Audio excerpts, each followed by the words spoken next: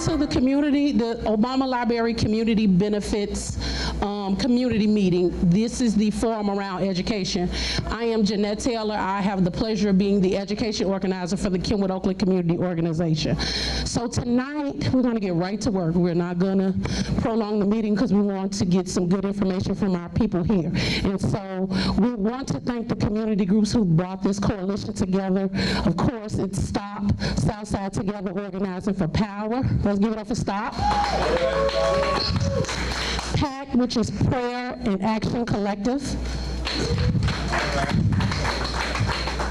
And Bronzeville Regional Collective. And of course, I would not forget my home, Kenwood Oakland Community Organization.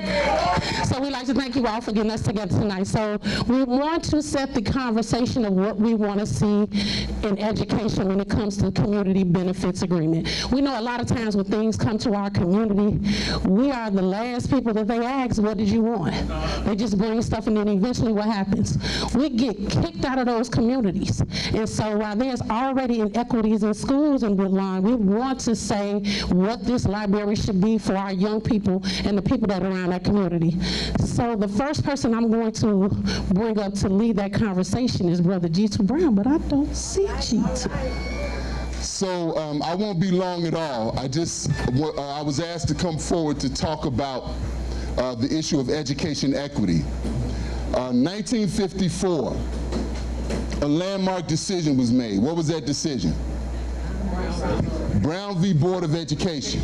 And the mandate, now, I learned a lot about that. I watched a video with Thurgood Marshall interviewing children in the South, and he would ask them, you know, is your school made of wood or is it made out of brick? Is your bathroom on the inside or is it on the outside? And he did that, and the baby was like, well, it's on the outside, so we go to the bathroom over there. And the whole point of it was he wanted to make sure that his advocacy was accurate. He wanted to make sure that as he talked about education equity, that he was dealing in fact, not in opinion. So when Brown v. Board was passed, they said end separate and unequal with all deliberate speed, right? And would y'all say that's true? No. But that's what they said, right? Right. Okay. So while they've ended the language of segregation, the actions of segregation have not stopped. So we live in the city, Chicago, Illinois, where there's a neighborhood school not far from here called Burke Elementary School. Now, Burke Elementary is on 53rd Street, beautiful children, dedicated teachers. But at Burke, there's no art and there's no music. At Burke, there may be 3 teacher aides in the entire building for a school with about 600 students. Y'all get me? At Burke, there's no world language. While in the same city, at another neighborhood school, in a different part of Chicago, that serves children that are not African American or Latino, there's a school called Oscar Mayer, or let's take another one, Agassiz, where children learn Mandarin Chinese, Arabic, and Spanish, where there are 14 teacher aides in the building, where there are 2 fully stocked libraries and 2 fully stocked computer labs in the building, where the children's after-school programs rival any Boys and Girls Club. Now, this is not a selective enrollment school. This is not a school that people have to pay to get into. It is a neighborhood school that happens to serve a different demographic. That's separate and unequal. Would you all agree? Agree. So when we talk about what we want around education, we want to make sure that we don't lose our lens on equity. So what we're talking about in our community benefits agreement, you know, so we talked about we want libraries. We know that there are 160 schools in Chicago with no libraries. 142 of them are in our communities, right? We know that there are several schools in Chicago, public schools, with no art and no music. Virtually all of those schools are in our communities, right? Now, what does that mean? Because some people say, well, that's an excuse. It's not an excuse.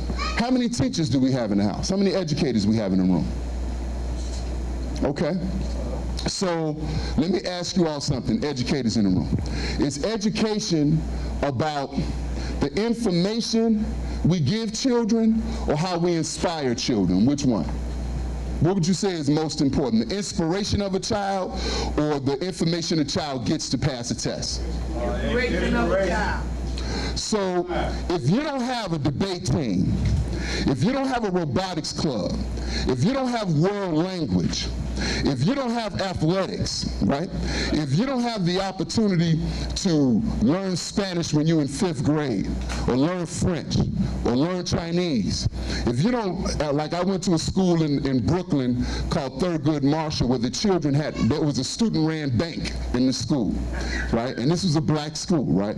So if you don't have those opportunities, that means that those activities that could inspire you, you don't even get exposed to. If you don't even have music, if you don't even have access to music or access to art, then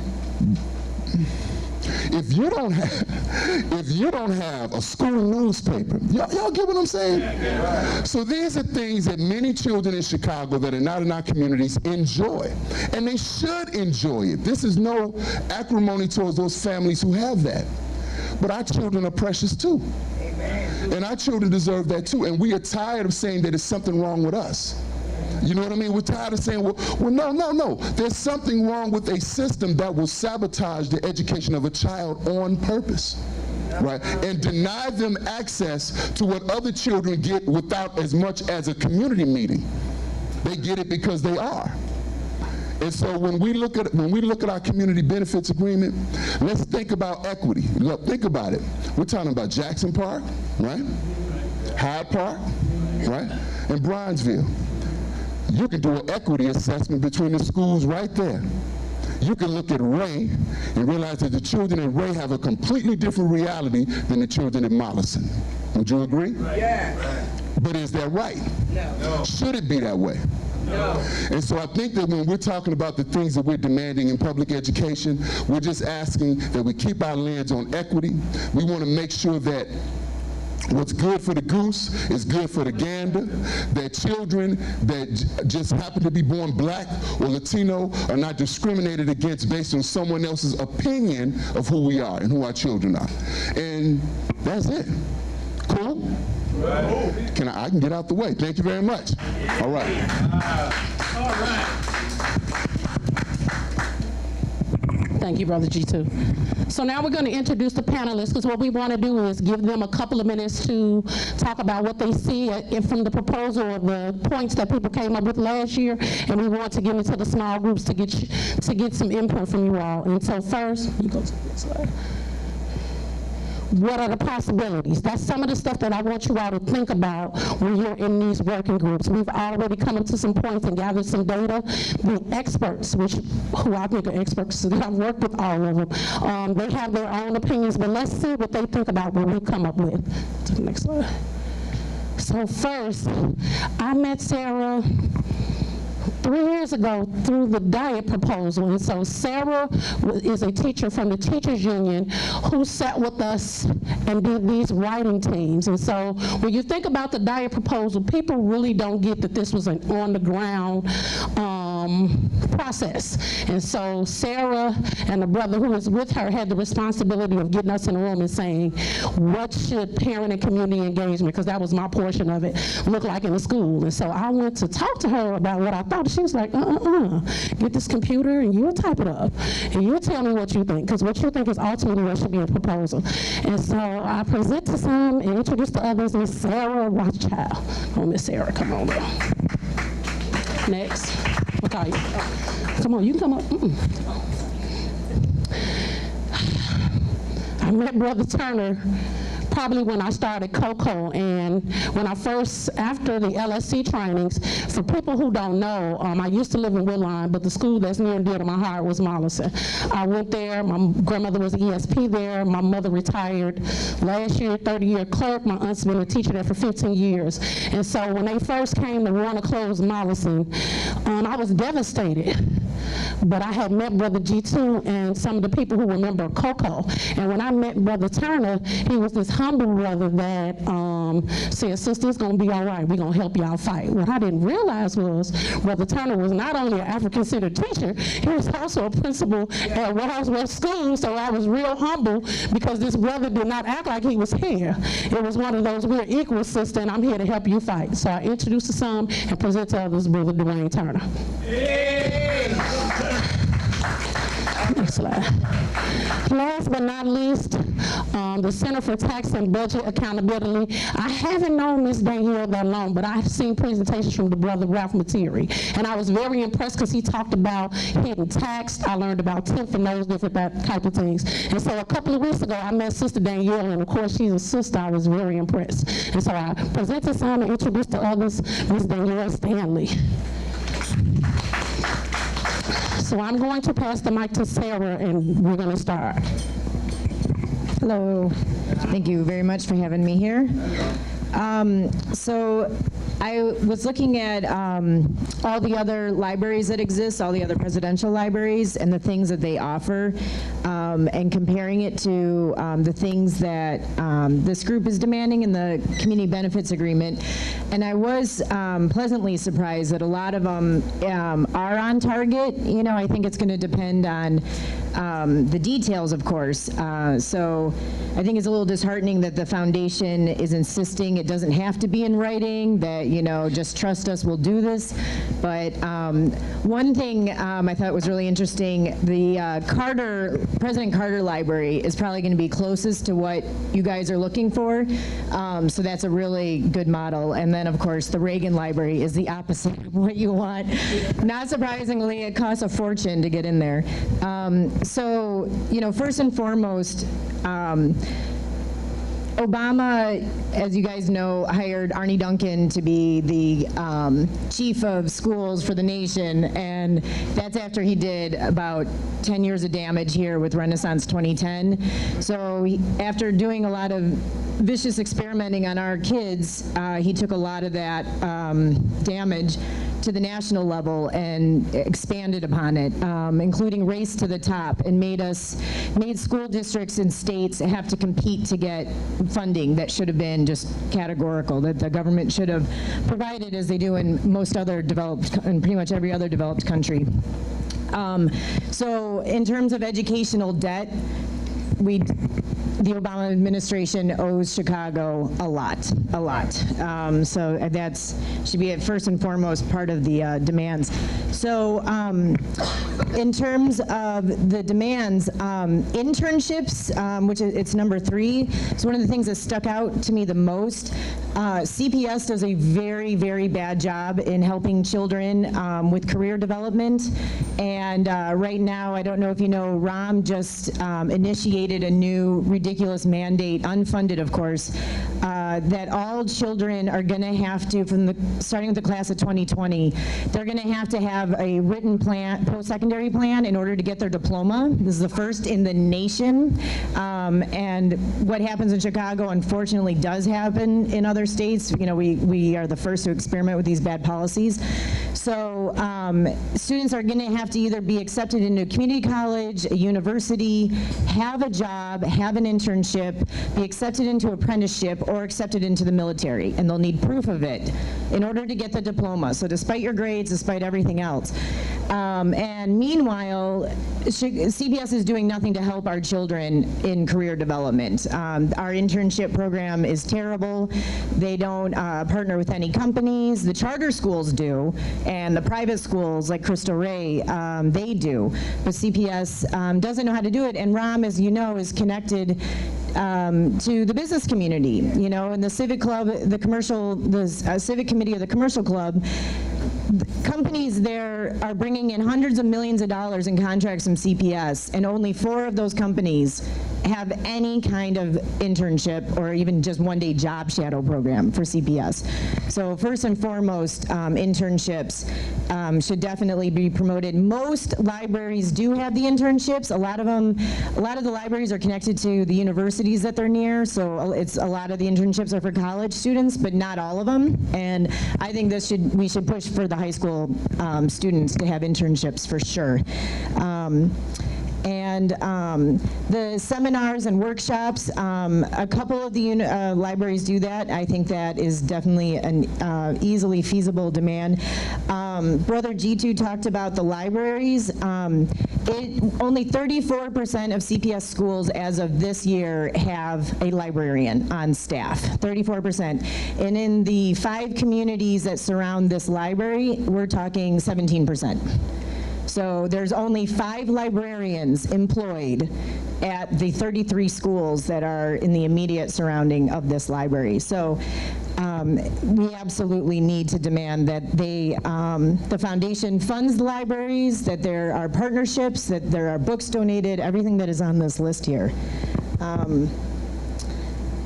Improving access to technology in local schools, that is also horrible. The schools in the surrounding area have very low-level staffing of the technology coordinator position, which is the person who is in charge of making sure that the computers are up and running and that the teachers and students have access to it. We have schools that can get the donations for the technology. That's not too hard, especially with Gates and all those, computer foundations. But if you can't run the computers, or if your electricity is outdated and you blow a fuse every time you try to use the computers, it doesn't work. And our schools are crumbling and need a lot of repairs. So I will talk about this more in the breakout session, but the things that are on the school support list are definitely feasible and doable and absolutely should be demanded. There were a couple of requests about me looking into budget cuts and things like that. CPS plays a lot of shenanigans with the money every year, and it's really hard to do year-to-year analysis because money gets shuffled around so much and charters expand and things like that. So the drop in school funding was not particularly stark in this area compared to the rest of the city, because they're, but this is also, it's only a proposed budget, so we're not even going to know until the school year actually starts. But we will need a lot of support from the foundation, and again, the educational debt created by Arne Duncan in particular is what needs to be addressed through the Obama Foundation. Thank you.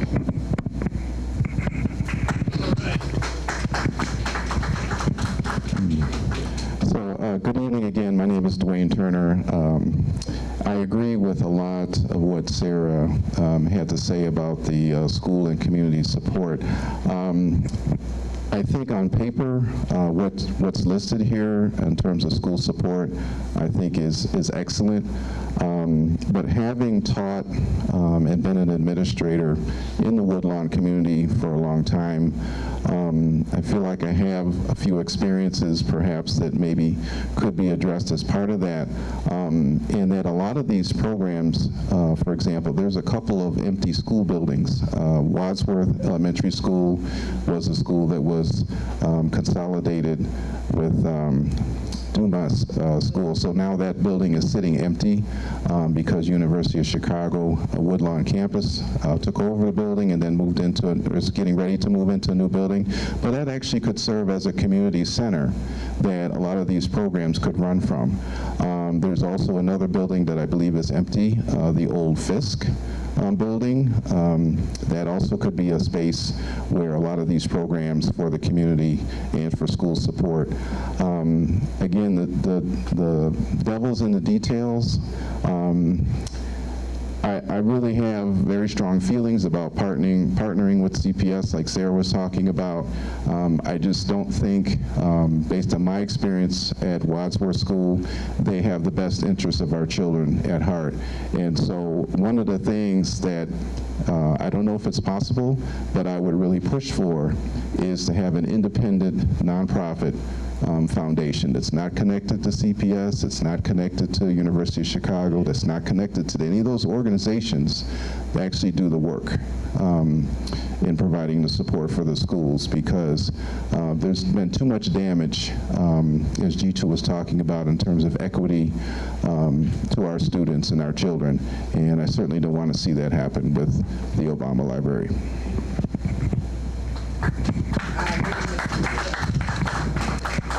Good evening, everybody. I agree with both the panelists. I want to dive into the CBA. It's a lot of good things mentioned here in demands, but unfortunately, there are federal codes governing presidential libraries, and that's not allowing for direct community investment from the organization's annual proceeds. So we can't necessarily demand that the Obama Presidential Library Center puts money into certain community investments. It's already some federal guidelines in that. But all is not lost. There is ways that we can do direct investment from businesses located through like examples of community development block grants. That's through the city of Chicago.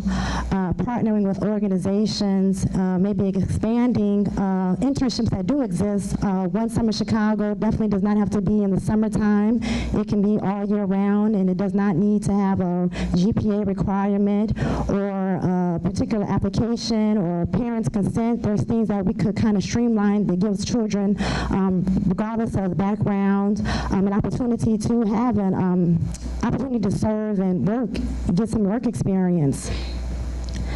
Let's see. I definitely believe that if we do get the CBA, we could get free admission for children of CPS into the Obama Library Center. That's definitely reasonable. Most museums already in the city of Chicago, like the Museum of Contemporary Arts, gives free access to children anyway, if you're under the age of 18. So that's not impossible. And I can also see the other side saying that, well, since other museums are doing this, we may not need a CBA for that because we already have precedent in that circumstance. Let's see. I definitely believe that we could do internships, tutoring, mentoring programs. We could get that as well for the education CBA. The scholarships and the financial support for public schools, that could be reasonable, but how are we going to raise the money? And by 2021, the Obama Presidential Library Center must raise $500 million, and that money goes to the operating costs of the building, the hiring of the staff, the programming. So I'm just trying to figure out how can we flesh these details out so we can also have money for what we want in the education CBA. Let's see. The library could donate books to public schools in need. That's definitely a possibility in the CBA. It's a lot of great things here, but it definitely has to be fleshed out. And to me, it just cannot be one organization spearheading this, the CBA. It has to be a collective action, whether we're partnering with the Chamber of Commerce, the Chicagoland Chamber of Commerce, which I am now employed with, well as other economic development programs, jobs, businesses, but it's definitely going to take a collective action to get equity in the school system, because as we all said that CPS is it's not transparent when they do their budgeting. Each year they change their line items, so money is funneled into another category, and you just can't do a year-to-year comparison. They're adding new mandates that is unfunded, so there's just a lot of issues that is disheartening, but we could change that if we just do collective action.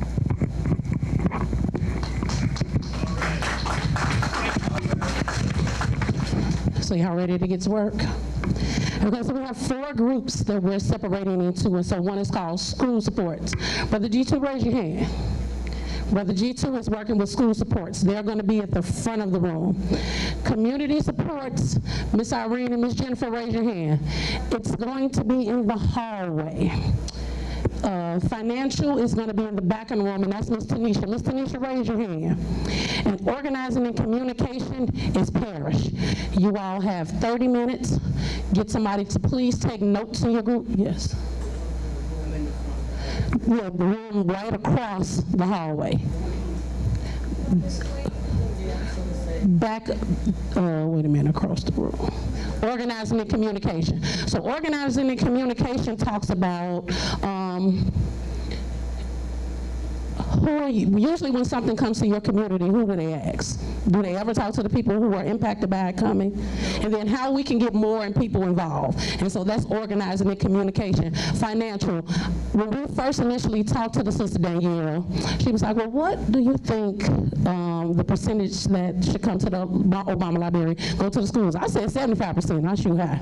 She was like, Jeanette, they're not gonna give you 75%. And so those are the type of conversations what money could go toward the schools in our communities. Community support, what could it do for the community? I talk a lot about the B library, and while the B library is a resource, I just sometimes don't feel as safe as I want to send my young people there to study, to get on the computer to do those type of things. And so this could be those type of space. And school support. Everybody knows that Hyde Park is under-enrolled, and it's going to be in that same park. And so what usually happens when you're underutilized and under-enrolled? You get closed. And so what type of supports could this library bring to Hyde Park really school? And another school that they talked about was Mount Carmel and Kenwood, those schools that are already in the community. So school supports, community support, financial, organizing, and communication. So school supports is in the front of the room so you can stay up front. Community supports, you'll be in the hallway. Ms. Irene, raise your hand. Financial, Ms. Tanisha, she's going to be in the back of the room. And then Parrish will be across the hall with organizing and communication. We have 30 minutes, so please move swiftly. All right, everybody, we're going to start to come back in the room. I was part of the organizing and communication, and they came and got us twice. So we were having a really good conversation. And so I'm very interested in us getting to start the report backs. Because after we do the report backs, we're going to do Q&A. And I feel like we don't get enough of that at some of the meetings, and so we want to get that started. And so can we get somebody from school support who is doing the report back for school support? That was G2's group. Mr. Turner, who's doing the report back? Is it you, Mr. Turner? I heard my name. All right. I took the hint.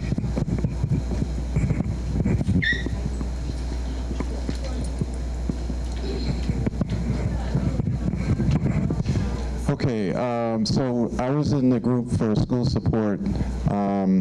So some of the things that we talked about, I want to emphasize too that we're talking about school support for pre-K through 12, and that we needed to have a model for the community that would support our young learners all the way through high school.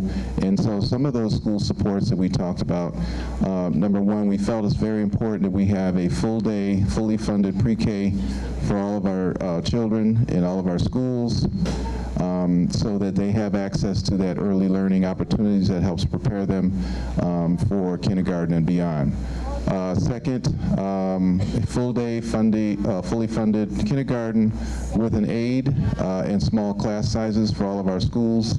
Also very important in terms of a child's development, both academically and socially. Number three, Hyde Park is an open enrollment, fully funded neighborhood high school. So we talked about the fact that there's maybe perhaps 400 students there. Hyde Park's not full, it's underutilized, so we don't want to see that school closed. We don't want to see that turned over to a charter operator or turned into something else. So we want that. We want the high school reinvested in. Number four, comprehensive health education. We need health centers, regular health, physical and mental health classes for our young people. It's very important so that they are prepared not only to socially engage in their community, but also academically achieve. Number five, a teacher aide for each classroom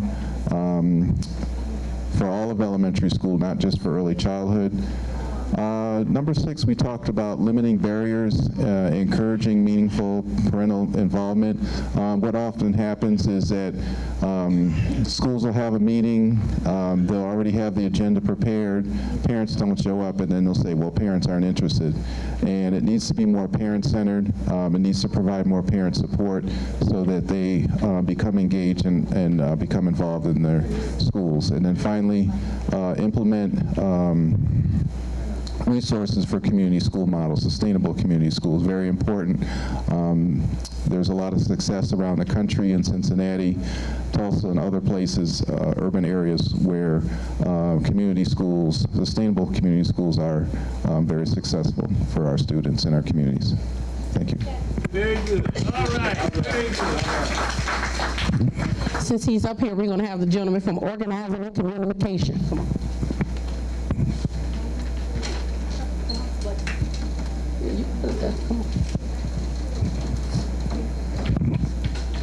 Hey everybody, my name is Khalil. The group I was in was Organizing and Communication. The first thing we went over was people who are not at the table. The people who are not at the table are seniors, parents, youth, low income and working families, community. These people are important when the people, whoever are trying to come in the community, because they need to talk to the community about what they're trying to do, and they should help with what's in the community. The next thing we went over was how can we get folks connected.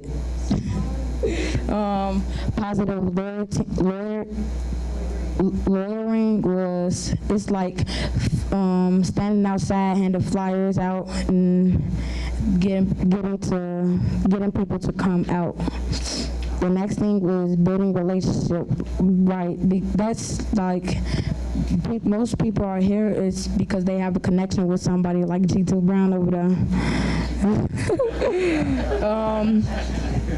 The next thing is game night. Game night is for everybody to come out and get to know each other and have fun. Next thing is free food and special. I came up with this one because every day after school, I put my stuff down, put some shorts on, and go hook with people. So look, I go hook. The lady, it's like by somebody's house. The lady, she always give us, the ice cream truck always come, and we get free ice cream because she give them the big boxes of Doritos and Hot Cheetos. And empowerment. Empowerment was like having the power to do what we need to do in the community. Thank you.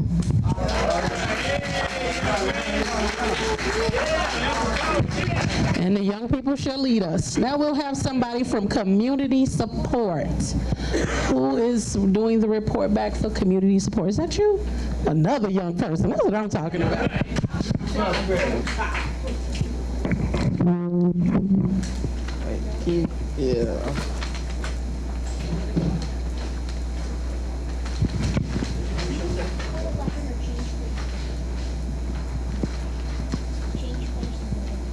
I don't know if I can see. Yeah, I can see it. Okay, hello, my name is John. And I was part of community support. And then some of the topics that we focused on was the library branch, the U Media, and basically that's saying like the whole community connecting to each other. And another thing that we focused on was a free day that some people can come out in the community and you don't have to pay money just to use the Obama Library. Another topic that we came up with was reduced admission. So people don't have to come in to Obama Library and pay the full price. So for our seniors and stuff like that, it'd be a reduced price just to come in. And on that sheet, we had rules like numbers for community support, and then we was basically saying like which rule help each other rule. So we were saying like rule 1 will also help rule 2, because most of the rules that we had down there mostly focused around rule 2. And one thing Mr. Jones brought up was year-round after-school programs. So kids after school, they don't have to always do something around, like lingering around corner stores, lingering around outside, just doing nothing. They actually have something to do that be constructive with their time. Another thing that we focused on was tutoring. So a lot of times these kids be needing after school help or even before school, and they be having problems, and there's never a tutor to come help them. So one of the problems that we focused on was just seeing about tutoring. Another thing is that we said that seniors should be able to come in for free, or even just have a senior day. So that means seniors be able to come in Obama Library and basically be able to use everything without paying a fee, just like everybody else. And so another thing we came up with was a mentorship program. So like big brother programs, big sisters, like somebody that can actually teach you something, like one-on-one. Another thing we came up for some of the youth is a young adult program. So basically showing you the steps of becoming like an actual adult, like how to cook, like some skills that we don't get taught in school. And another thing that we said is that we talked about where's the money going when the Obama Library is being built, so the revenue. So they talk to the people who's getting the money and basically have like a community overview of the money that's being collected. And I can't see that. Yeah. Okay. I just talked about that though. Another thing that we said around the Obama Library is that people that live in the area and that's qualified, they should be having the first-hand opportunity to get jobs that's offered in the Obama Library. And we said that they should also have training for the jobs too. So as soon as the library open up, the people can just walk straight in and then already be set up. Another topic that we had focused on was community meetings weekly. So I mean, all of us coming together and constantly talking about this, so we don't none of this stuff slip off our mind because it could be easy. And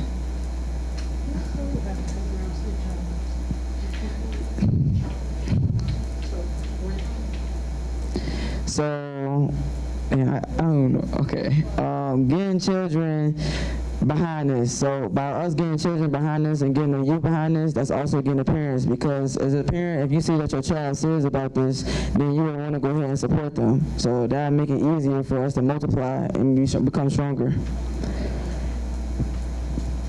And that's about it. That's everything that we covered. All right. Last but not least, financial.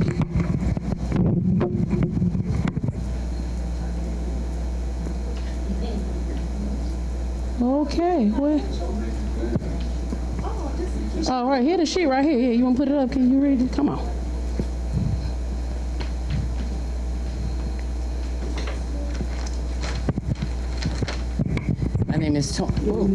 My name is Tony from Action Now. As far financial corporate partnerships with schools. Let's see, what did we say about corporate? Yeah. You don't want to. No. Sorry. It's not so good. Actually, can you put that there? Yeah.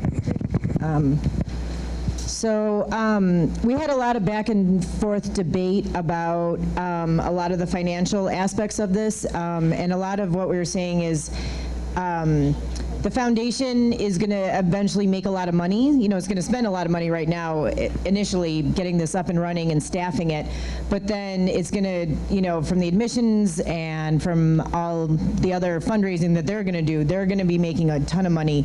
So we want the foundation itself to be paying for a lot of what we were calling for, but we also wanted Obama himself and his social network to use their leverage to get money from corporations in Chicago and financial, so we want the investments to come from wealthy companies that are going to benefit from this, and then also there's going to be a lot of economic development in the nearby community, and we want to make sure that that gets well invested and doesn't, and it can offset. We know there's going to be displacement, but we want to mitigate the displacement as much as possible.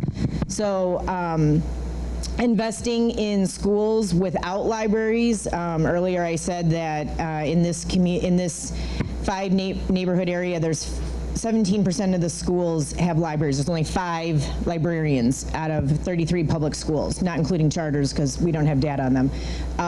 So we want those schools to get, everyone else to get libraries, and then the existing schools with libraries to have better support. We want investment going into the vacant properties that are in the nearby area and put those properties back into local use. Including things like having internet cafes, and I can't remember what else was mentioned. We want the youth to be involved in this entire process. It's not really related to financial, but we just made sure that that was really important, that they're the ones that are going to be affected by this in the long term the most, and they need to have a seat at the table. University of Chicago is going to benefit tremendously by this project, and they have done a lot of damage to public schools through charter expansion. So we definitely want the university to play a really good role in local investments, especially with the local schools. We thought a program like After School Matters, which is a very successful program, it's paid stipends for children, but it's also very competitive with limited slots, that maybe we could have like a Woodlawn specific After School Matters or similar kind of art program that just guarantees slots for kids in the neighborhood.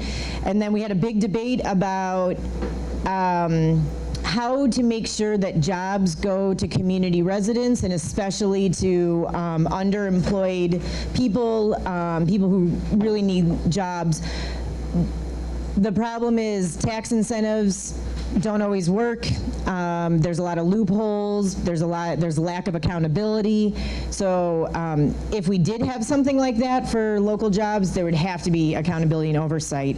And then along those lines, since we know the university is going to be getting funding and probably have some kind of Obama civic program developed like the other libraries have done around the country, fund a civic ed program that's going to train and support and prepare graduate and undergraduate students to become like a watchdog for government accountability, because throughout this whole process we're going to need transparency, and we're going to need people to know how to do that kind of oversight to guarantee the transparency.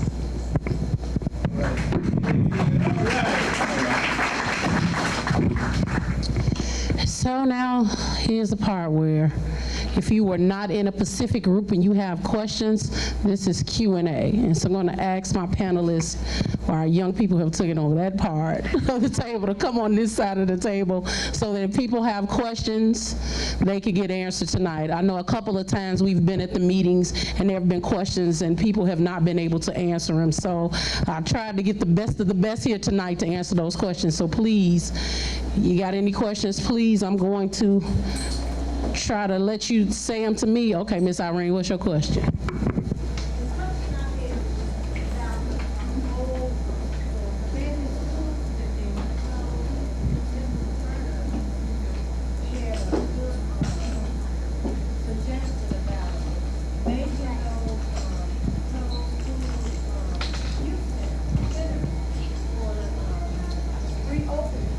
Okay. So did you kind of hear what she said, Ms. Turner?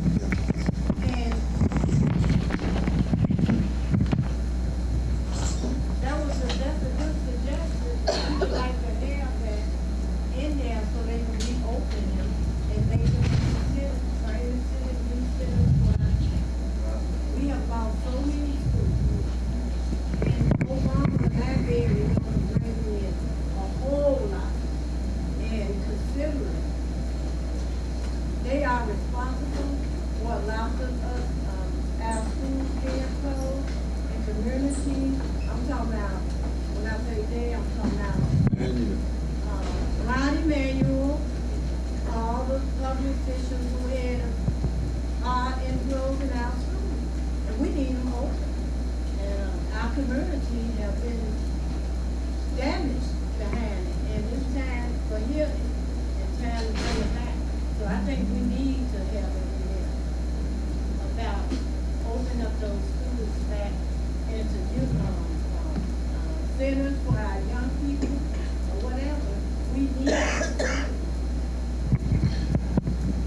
Thank you, Ms. Irene. Yeah, that's very important. I don't know what the exact process is to get those schools that are shuttered back open and make them community centers.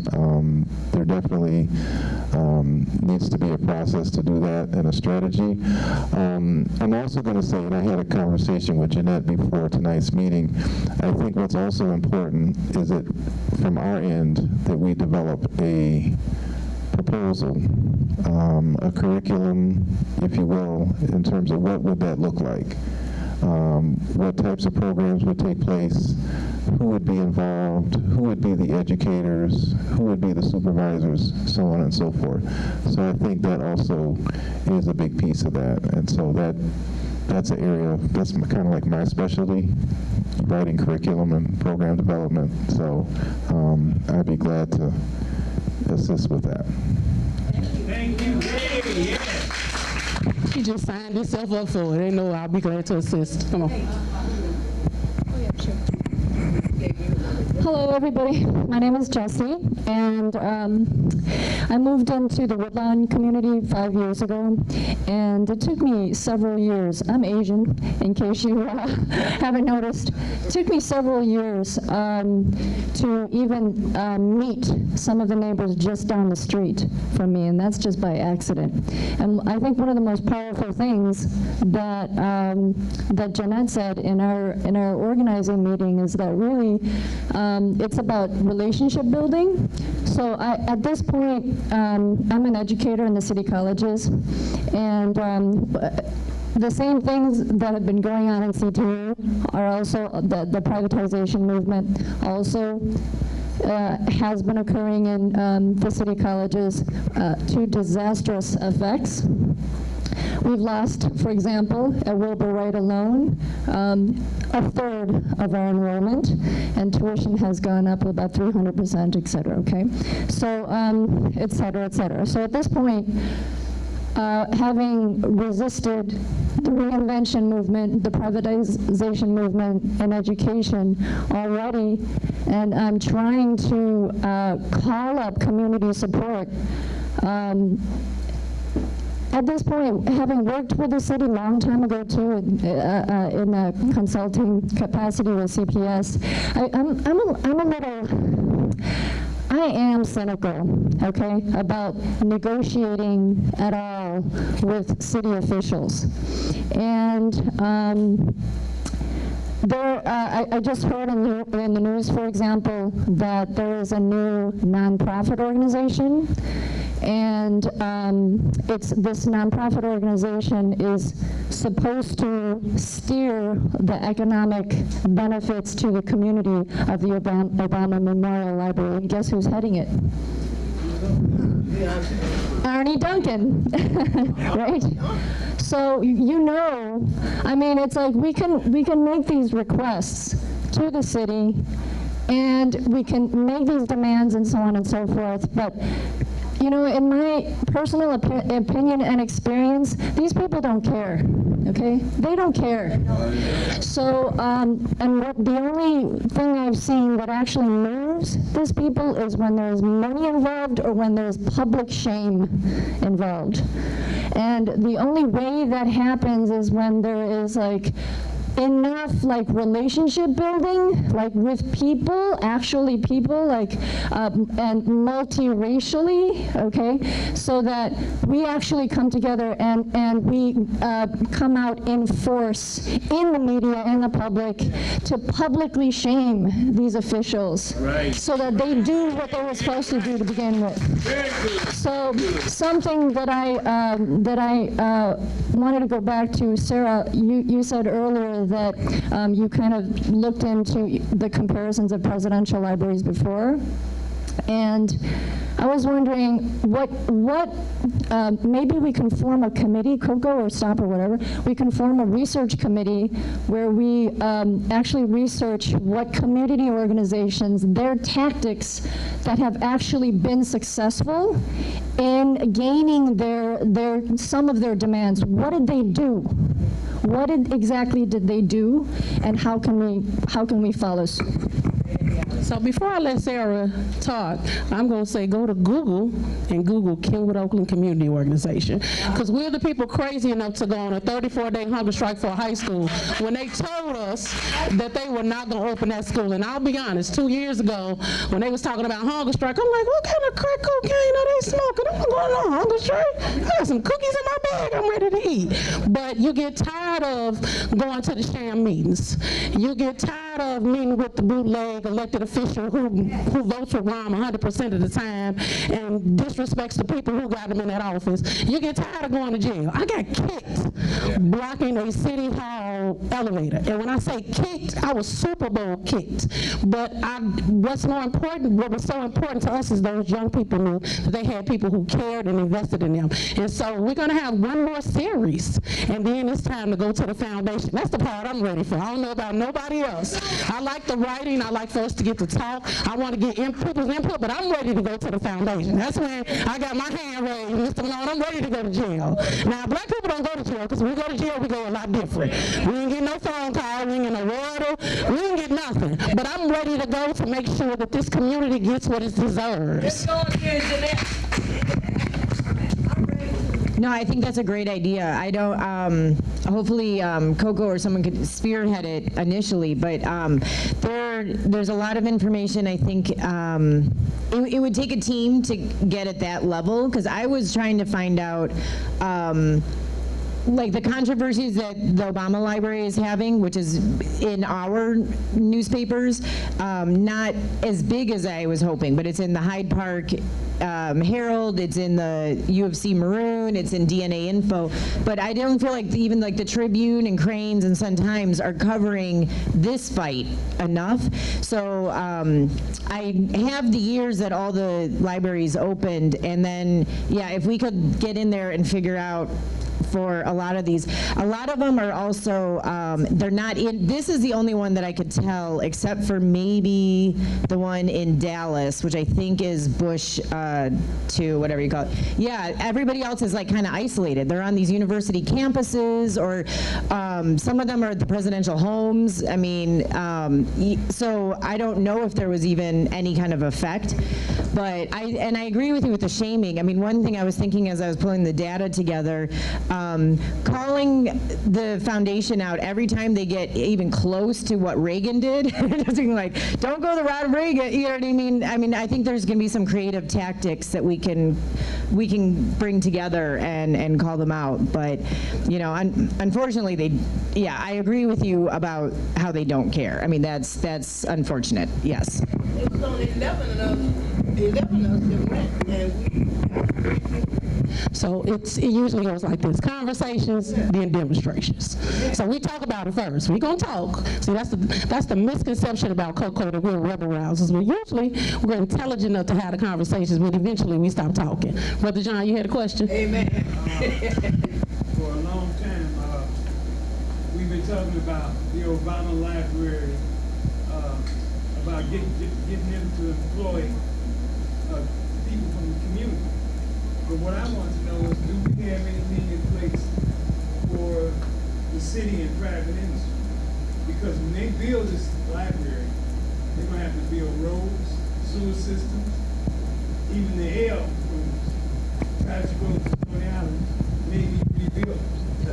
So they're going to need people to do that. So we talked about that during the employment part of this. We talked to some contractors. We talked about some unions getting some training. So that was in one of the initial conversations that we had to get it right in the series. But the last series, and what's going to happen is you'll see everything we talked about.